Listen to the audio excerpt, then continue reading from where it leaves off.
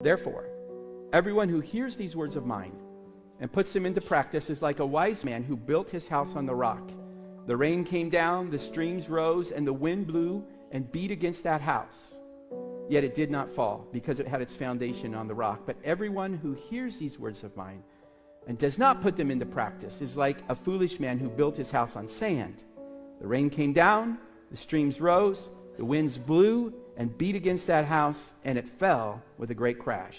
Jesus reminds us in this passage that life will be filled with storms.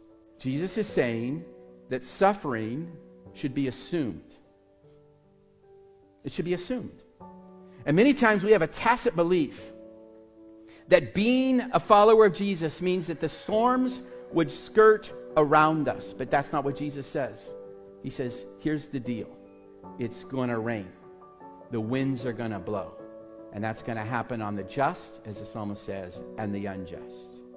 And you're going to face storms in life. If we think otherwise, we are set up for disillusionment and despair. Paul says, I glory in the resurrection of Jesus. I'm looking forward to the resurrection of Jesus, but I know in the middle, I'm going to suffer like Jesus suffered. As I said last week, there is no resurrection without a cross.